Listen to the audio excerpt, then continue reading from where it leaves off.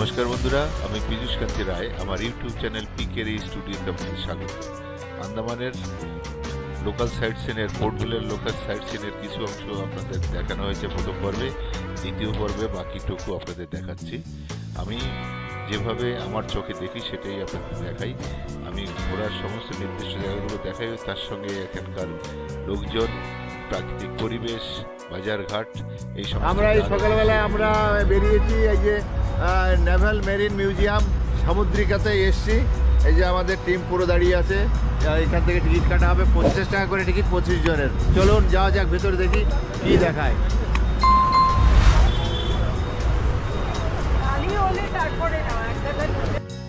এই জায়গাটি নৌ সেনাবাহিনীর তরফ থেকে তাদের যুদ্ধে ব্যবহৃত যেসব জিনিসপত্র সেগুলি প্রদর্শন করা হয়েছে।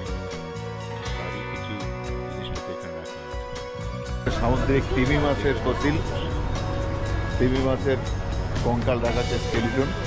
কত বড় দেখুন, চিংড়ি মাছ, তিমি মাছ। হ্যাঁ, ব্লু হোয়েল, ওই যে লেখা আছে ব্লু হোয়েল, নীল তিমি।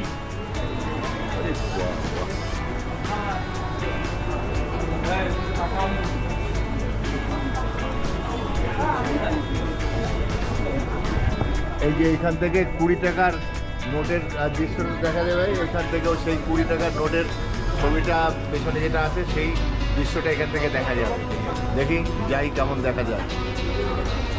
বাঁশ দিয়ে সুন্দর স্ট্রাকচার করা আছে। এখানে লাইন দিয়ে আমরা দাঁড়িয়েছি ওই ছবিটা দেখার জন্য। 20 টাকার নোটের ছবিটা দেখি। এই 20 টাকার নোটের এই যে জায়গাটা, সেইটা এখান থেকে দেখা যাবে। এই না, বাইনাকুলার দিয়ে ওই 20 টাকার পেছনে যে ছবিটা আছে সেইটা দেখার জন্যে আমি ভেতরে ঢুকলাম, ক্যামেরা লাগালাম, কিন্তু কিছুই দেখা যায় না। এমনি খালি চোখে আমি একটু দেখলাম, আবছা করে সেই লাইট হাউসটা দেখা যাচ্ছে, নারকেল গাছগুলো, কিন্তু ক্যামেরায় কিছু আসেনি। নন্দা হল, ইন্ডিয়ান নেভিদের সমস্ত কর্মকাণ্ড এখানে সাজিয়ে রাখা আছে। এই যে জাহাজ একটা,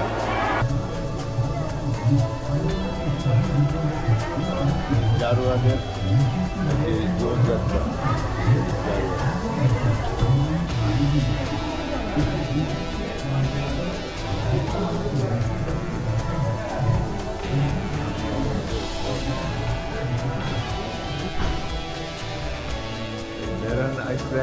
ব্যারন আইসল্যান্ডের যে অগ্নুৎপাত হয় তার একটা ছবি। অনেক বছর আগে একবার হয়েছিল, সেই ব্যারন তারাটা দিয়ে দেয়াল চিত্র করে রেখেছে।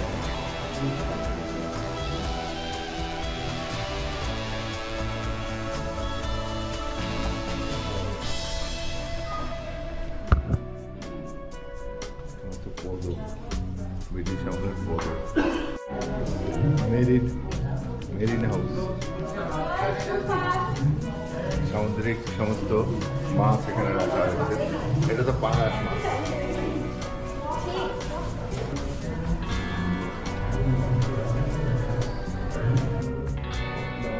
স্টারফিশ, কোবা।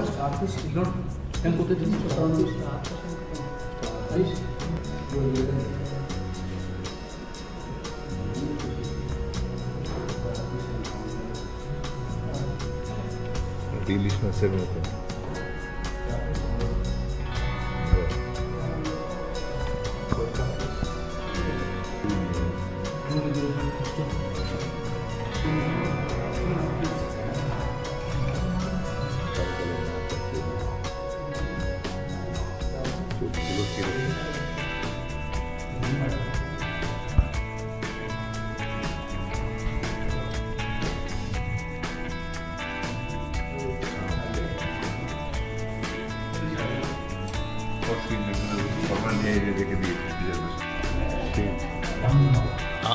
আমরা এখন কোরাল হাউসে ঢুকেছি।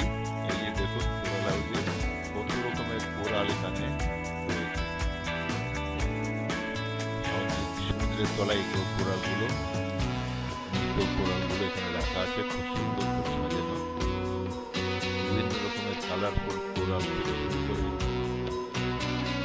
এখানে আছে।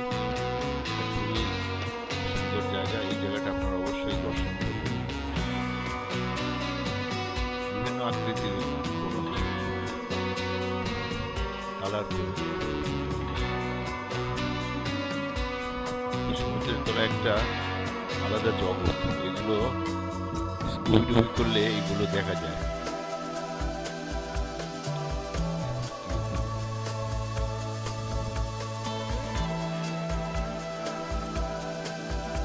কোরাল রুম থেকে বেরিয়ে এখন শেল হাউজে ঢুকলাম। এটা বিভিন্ন সামুদ্রিক প্রাণীর খোলস, মানে ঝিনুক, শঙ্খ, তারপরে শামুক, কত রকমের প্রাণী আছে, সেগুলো আন্ডারগ্রাউন্ডে জলের তলায় থাকে, তারই খোলসগুলো এখানে রাখা হয়।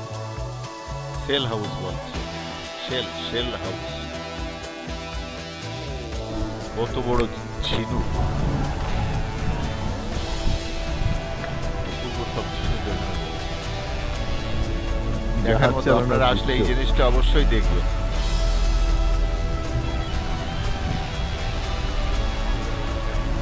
জলপুরি একদিন জ্যান্ত করছো।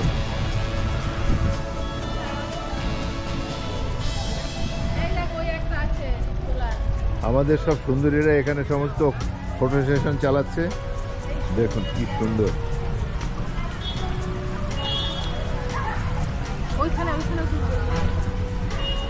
ওইখানেই ভালো ছিল, চলো 3 দিন ওখানে।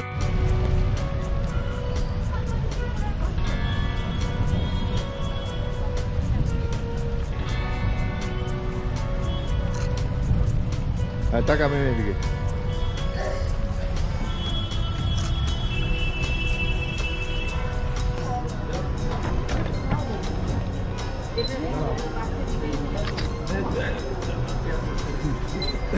কফি খাওয়ার মগ আছে কোথায় কোথায়?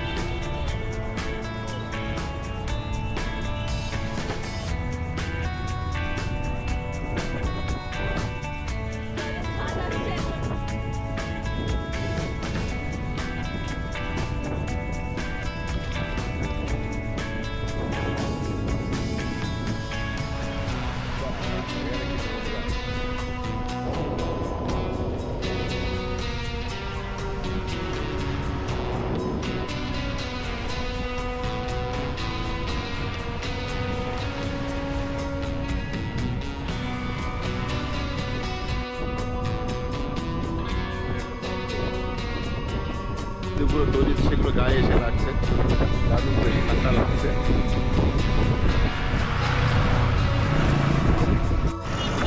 আমরা এখন এশিয়ার বৃহত্তম সমিল দেখতে যাচ্ছি।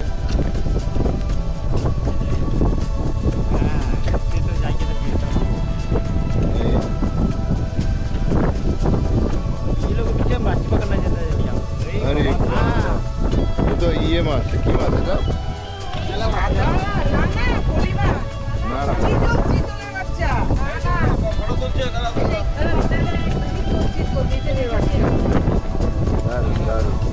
মিলের সামনে আমরা চলে এসেছি।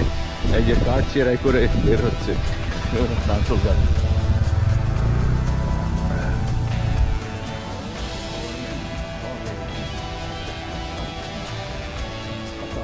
আমরা এখন জাথাম সমিলের সামনে দাঁড়িয়ে আছি। জাথাম সমিল হলো ভারতের আন্দামান ও নিকোবর দ্বীপপুঞ্জে পোর্ট ব্লেয়ারে অবস্থিত। এটি একটি ঐতিহাসিক করাতকল। এটি 1883 সালে ব্রিটিশদের দ্বারা নির্মিত হয়েছিল এবং এটি ভারতীয় উপমহাদেশ এবং তার বাইরে কাঠ সরবরাহের জন্য একটি গুরুত্বপূর্ণ ভূমিকা পালন করত। সেই সময় ব্রিটিশরা তাদের নিজেদের আসবাবপত্র এবং বিদেশে কাঠ দামি দামি কাঠ চেরাই করে বাণিজ্য করত। তৈরি হয়েছিল। এটি একটি আন্দামানের ভারতবর্ষের একটি পুরনো ঐতিহাসিক করাতকল।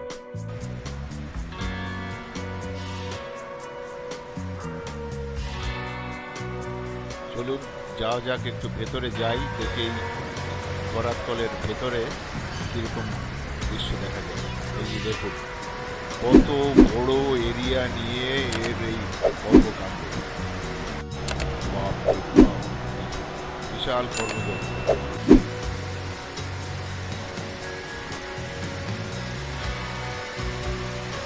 এই যে এর উপর দিয়ে কাঠ নিয়ে যায় এবং করার বিভিন্ন জায়গায় রাখা আছে বড় বড় মেশিন দিয়ে, সেখানে কাটা হয়। ওই যে একটা মোটর দেখুন,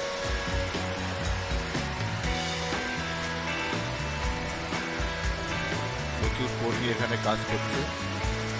আমি জিজ্ঞেস করলাম কাউন্টারে অফিসে, এই যে একটা করাত দেখুন, কত বড় একটা করাত, এটা করে আর এখান থেকে কাঠ টেনে টেনে নিয়ে যায় আর এখান থেকে। আমি জিজ্ঞেস করেছিলাম এদের অফিসে, বলল এখন অনেক কর্মী সংখ্যা কমে গেছে, আস্তে আস্তে গাছ কাটা নিষেধ হয়ে যাচ্ছে, যার জন্যে এটা অনেক ছোট হয়ে গেছে আকারে। এই যে আমরা একটা মিউজিয়ামের মধ্যে ঢুকেছি, এইখানে দেখুন কি সুন্দর কাঠের সমস্ত জিনিসপত্র তৈরি করে রাখা আছে। পুরনো যুগের অনেক ছবি এখানে সাঁটা আছে, প্রবালের ছবি, সমুদ্রের তলার যেসব জিনিসপত্র সেগুলো ছবি, আর ফসিল রাখা আছে। কাঠের এক একটা আসবাব কি সুন্দর ডিজাইন করে বানিয়ে রেখেছে, দেখার মতো। এগুলোর দামও অনেক। আমি একটা ওই মূর্তি জিজ্ঞেস করেছিলাম 5,000 টাকা, ছোট একটা মূর্তি। অবশ্য যা কষ্ট করে তৈরি করেছে এটা দেখার মতো এবং দাম নিশ্চয়ই ওরকম হবে, সংগ্রহে রাখার মতো।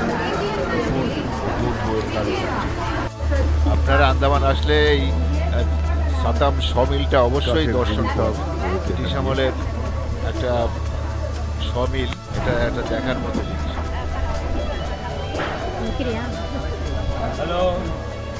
আচ্ছা, এই সমিল তোমাদের কেমন লাগলো? সমিলের কাঠ চেহারা দেখেছো তোমরা? মিউজিয়াম ওই সমিল পেছনে আমি ভেতরে ঘুরে এসেছি, বড় বড় মেশিন দিয়ে কীভাবে কাঠ চিরছে সেটা দেখাচ্ছে। কাঠের একটা মূর্তি বানিয়েছে, কি অপূর্ব। আমাদের কল্যাণ, আমার ভাই এরকম বানিয়ে বোতামগুলো দেখে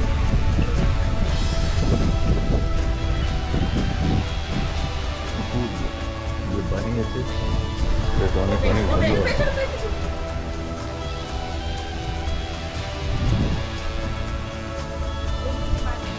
রেল লাইন পাতা শুরু, এতে এই যে লোড করে ঠেলে ঠেলে নিয়ে যায় এক জায়গা থেকে আর এক জায়গায় নিয়ে যায়।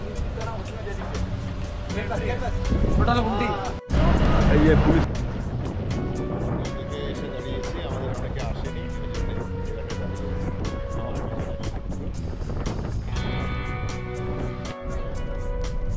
আমরা এখন শহরের মধ্যে দিয়ে যাচ্ছি।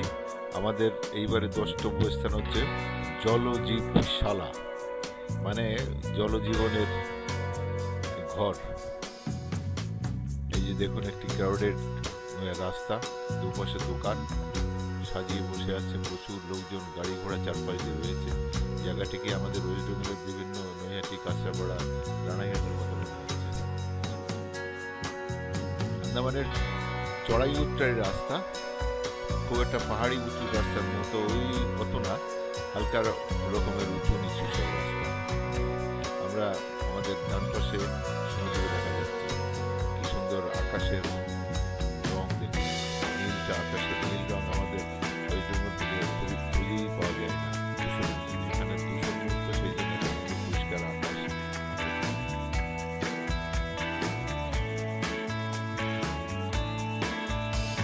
চলুন আমরা দেখি জলজীবনশালাতে যে কি সামুদ্রিক জীবজন্তু দেখি, সেটাই আপনাদের দেখাবো।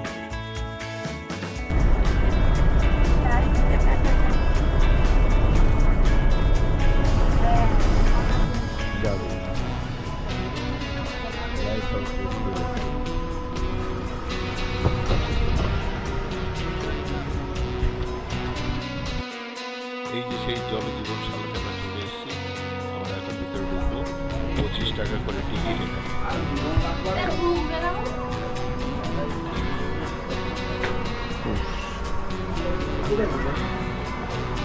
এদিক দিয়ে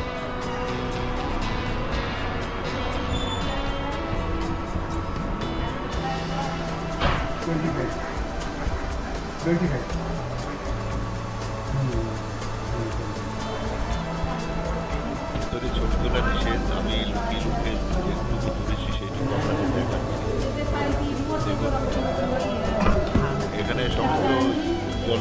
প্রাণী রাখা আছে এবং তাদের খোলস রাখা আছে, ফসিল, তারপরে ফর্মাল রিয়েটে কিছু প্রাণী রাখা আছে।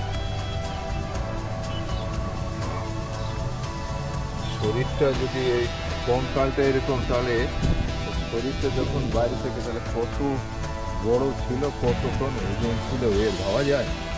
এক একটা স্পাইনাল কর্ডের ওজনই তো মনে হচ্ছে 2 কেজি থেকে শুরু হয়ে 15-20 কেজিতে যেতে গেছে।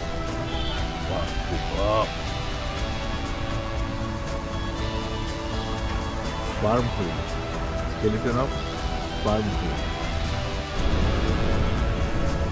আমরা এখন যাচ্ছি অ্যানথ্রোপোলজিক্যাল মিউজিয়াম। এখানে আন্দামানের নিকোবরের যে সমস্ত আদিবাসী আছে তাদের জীবনযাত্রা তুলে ধরা হয়েছে। এখানে ছবি তোলা নিষেধ, তবুও আমি লুকিয়ে লুকিয়ে যেটুকু তুলেছি সেটুকুই আপনাদের দেখাচ্ছি। দেখতে থাকুন অ্যানথ্রোপোলজিক্যাল মিউজিয়াম, আন্দামানের আদিবাসীদের জীবনযাত্রা। এক একটা পুরো গাছের গুঁড়িটাকে কি সুন্দর করে কেটে গোটা গাছটাকে কেটে করেছে। এটা আলাদা জোড়া দেওয়া, এটা একটা গোটা গাছটাকে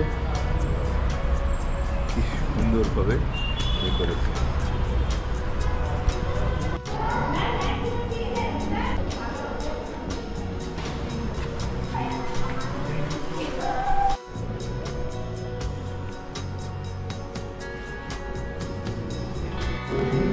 এই রুমের মধ্যে একটি অডিও ভিজুয়াল ছবি দেখানো হচ্ছে টিভিতে, আদিবাসীদের জীবনযাত্রা। সেটুকু আমি তুলেছি, ক্যামেরায় তুলে আপনাদের সামনে পেশ করলাম। Each group used to have at least one beehive-shaped communal hut of its own as a common residence for the whole family. This communal hut was where all the important events in the lives of the members, that is, births, marriages, and deaths, used to take place. The only remaining communal hut is at the Dugong Creek Cemetery. The only art form practiced by the Onge is the embellishment of body and face with designs made out of white clay, red ochre, and lawn. The administration has started coconut planting at Dugong Creek as an exercise in introducing the Onge to horticulture. The government also employs both men and women at these groves. The Onge seem very content with their life at the settlements and are happy with the efforts of the administration for their betterment. The Onge perform traditional folk dances, only on ceremony occasions, where these forms are the head and arms. The Jarawa are small in stature with a strong body build. They have fascinations or repertoire. To establish contact, the team has been visiting the Jarawa area of Middle Assam once a month and presenting them with food items like coconuts, bananas, potatoes, etc. The Jarawas look forward to the visit of the contacts and are very friendly. They seem to relish the gifts offered to them and were very cordial to this camera crew. আদিবাসী জীবনযাত্রার এই ডকুমেন্টারিটা বেশ ভালোই লাগলো, তাই আপনাদের সামনে এটুকু আমি দেখালাম। এই জায়গাটাই দেখানো হচ্ছে আদিবাসীদের ব্যবহৃত বিভিন্ন আসবাবপত্র, জিনিসপত্র, তাদের কীভাবে জীবনযাত্রা করতো সেইগুলোই, তাদের ঘরবাড়ি কীরকম ছিল,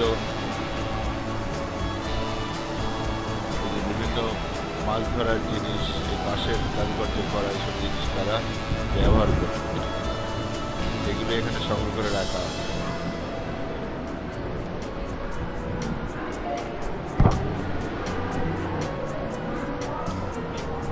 আদিবাসীদের আকৃতি কীরকম ছিল পুতুল দিয়ে দেখানো হয়েছে। এই যে এই খড় দিয়ে তাদের ছাউনি তৈরি করতে পারে, এইসব নৌকাগুলো ব্যবহার করত। আদিবাসীদের এইসব দিকগুলো, বর্ষা, এইগুলো থাকতো ওদের সঙ্গে।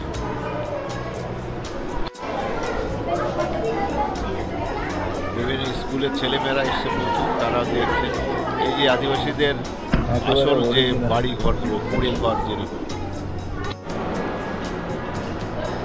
আজকে দুপুরের আমাদের লাঞ্চ দিয়েছে মাছ ভাজা, আলু ভাজা, আলু তরকারি, ডাল, আলু পোস্ত হয়েছে।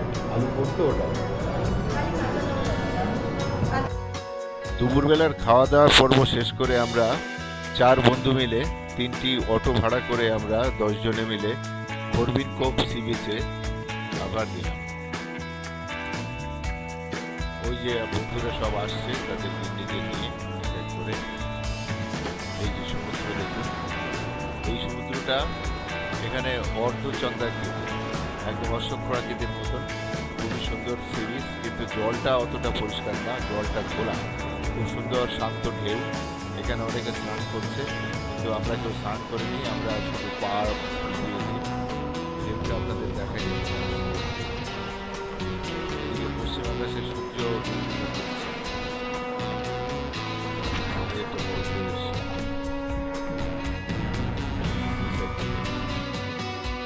আমাদের করবিন কোভে সময় কাটিয়ে আবার অটোতে করে বাড়িতে ফিরছি, মানে হোটেলে ফিরছি। আজকের মতো আমাদের ভ্রমণ এখানে শেষ। আগামীকাল আবার শুরু হবে নতুন ভ্রমণ। ওই যে সামনে দেখুন এয়ারপোর্ট, আকাশে সূর্য ডুবছে। আপনাদের ভিডিওটি দেখে কেমন লাগলো? দ্বিতীয় পর্ব যদি ভালো লাগে একটি লাইক এবং শেয়ার করবেন। আর আমার চ্যানেলে যারা নতুন তাদের বলবো আমার চ্যানেলটিকে সাবস্ক্রাইব করে দেবেন। আর চ্যানেল যারা অলরেডি সাবস্ক্রাইব করেছেন তাদের অনেক অনেক ধন্যবাদ। সকলকে ধন্যবাদ জানিয়ে শুভরাত্রি জানিয়ে আজকের মতো এখানে শেষ করলাম। সকলে ভালো থাকবেন, সুখে থাকবেন। আগামীকাল আবার দেখা হচ্ছে। নমস্কার, ধন্যবাদ।